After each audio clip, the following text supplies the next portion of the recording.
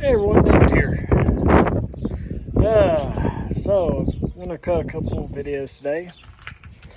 One is gonna be what it's like growing up as a white guy in a black neighborhood.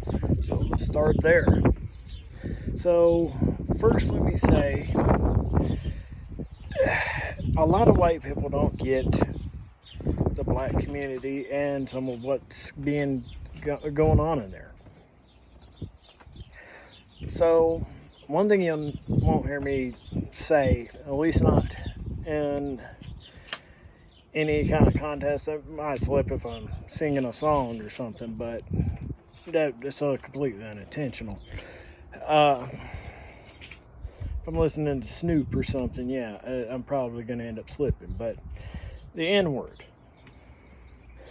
The N word is got a complete different meaning in the hood. And see, a lot of people don't seem to understand this about that. So you have to look at the context of it. When it was used back in the days of slavery, it did have a meaning. Now, I've said this before, and I don't think that anyone should be saying it, anything degrading like that, but, you know, they use it in a different sense in the black neighborhoods because to them it's just talking to each other. So, you know, white people saying it in general is just wrong. There's no white person that should be saying it, but see, you also got to think about a few other things that's going on in the black neighborhood. The school systems have been broken in the black neighborhoods for so long. It's actually insane at how long they've been broken. See, the reason they think it's the cops that's the issue is because it's kind of being fed into the systems a lot.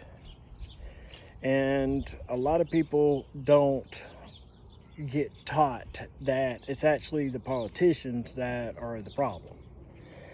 So when you look at like the Civil War, they've removed every single thing about the Civil War except for that it was slavery and racism. That's literally the only things that exist about the Civil War. They don't mention the currency, they don't mention the state rights, they don't mention any of that. There's a lot of things that's not getting taught in those neighborhoods, and that's not been taught in God knows how many years. It's just now starting to come to light into a lot of these other school systems, and especially when COVID happened, that this kind of stuff was going on.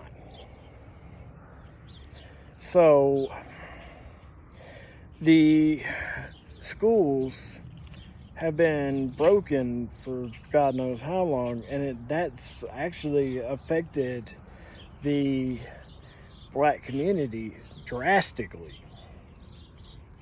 And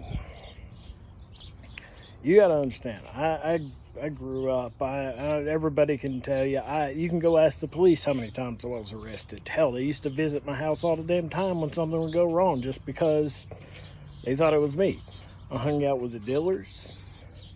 I grew up in a bad neighborhood. I went to what was known as the black school. So you have to understand that it's been misled for way more years than you actually even realize. This ain't recent. This has been going on for years. It's just now starting to come to light.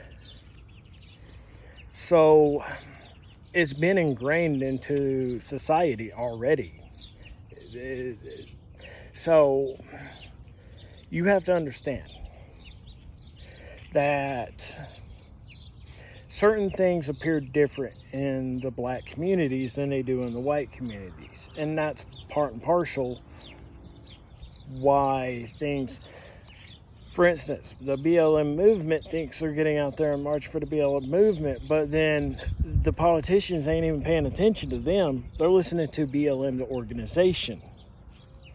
And BLM, the organization, is going for the LGBT community. They ain't marching. They ain't doing nothing for the black community. They're doing it all for the LGBT. So there's a lot of misdirection from the government, and it's been this way for years. The black community has been mistreated and misdone for so long, and there's a lot of stuff that needs to get changed, and a lot of, you're not going to see Maxine Waters going down to Skid Row and feeding the homeless at any given point. She might do it for a photo op. Same thing with AOC. Not going to see her do it. It's the same thing for a photo op. So the government has misled these communities for so long. One of the big reasons I'm looking at running, because right now there's a lot of politicians running in the state of California. A lot of them are really good, but a lot of the problem is they're splitting the Republican vote, and the Democrat vote hasn't been even split at all. So most people are going to just vote wherever just to get Gavin out, but that's really just the problem. There's so much stuff that could go wrong. And if on some off chance that I'll be watching the debates and stuff like that, and if on some off chance I see something, I'm probably throwing my hat in the ring, because see, here's the thing. I actually grew up poor, and I still actually am considered poor, in my opinion. I mean, not as poor as I was, but I'm not quite middle class either. I'm trying to actually get out here and make a difference. I do a lot of charity work and stuff like that. I've been on the front lines fighting for the country. But I also grew up, like I said, I grew up a juggalo. I hung out in the black community. I remember that, like I said, the Dillards coming over. We'd be sitting around playing some PlayStation, smoking weed. I remember getting shot at. I grew up on the corner. Went to what was considered the all-black school.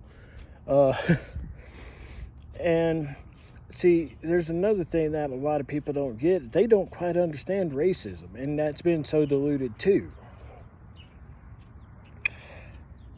So I knew, like I said, I knew somebody, he got killed. He messed around with a white girl. Turns out the white girl was with this white dude that actually was a racist. So they took my friend, took him out in the woods. You want to know what a racist will do? They took him out in the woods. They cut him up. They burned him. They dragged him behind. And then they cut his thing off and shoved it down in his throat. That's a racist, and those people should have got the electric chair, in my opinion.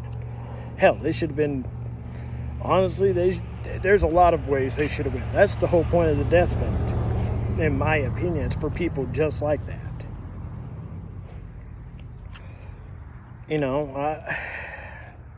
When me and my mom got broke in on and almost killed, I had dealers that actually offered to literally go take care of them. I declined it, obviously, but because I wanted to let the legal system do its job.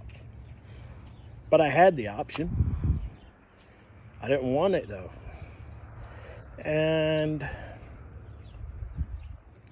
there's a lot of choices and things. The black community, you got to understand, most of them don't have an opportunity. I mean, here you got McDonald's and Walmart and all that stuff around there they can go work at and make slightly over minimum wage. Or they can go work for the drug dealer that's going to cut them like $300 just to go drop something off at a house. Why in the world would they want to freaking go do that? They can make $300 in, an hour at best. So you have to understand that in the black community, there's no real opportunity. in the poor communities. There's no real opportunity. A lot of these backwood country areas, there's no opportunity. And that's not going to change without the right person in office. And I do see a candidate that's definitely caught my eye. I think he's very promising. He reminds me a lot of Trump. So, but the point is, you know, if we don't get a good candidate, I'm probably going to have to jump in. Now, they're going to come attack me. They're going to probably go, oh, well, he's not the most educated, or he's had this issue, or he's had that issue. Well, guess what? You basically are going to sit there and tell me that a standard citizen has no place in government? Okay. Because if you want to talk about me not being educated, well, my dad is a scientist, and he has his MBA and all this different stuff. So he's definitely smarter than them. I also have a real good friend of the family that is a postdoctorate in nanotechnology, which, if you know anything about nanotechnology, that is a real freaking pain. So he is 500 times smarter than them. So they would just be more afraid because they know I would actually bring real change. Because if I do enter the ring, I'm going in fighting for the people. I'm not going to stop my charity work as governor. I'm not going to stop working for companies as governor. I'm not going to stop doing stuff as governor. I'm going to continue to be part of the people. So they would be terrified of me for that, and that's why they would throw so many attacks at me. If I did run and I gained some momentum, they would be terrified of me because I'm not one of them. So that's typically how you can tell who's going to actually help the people, is who they attack.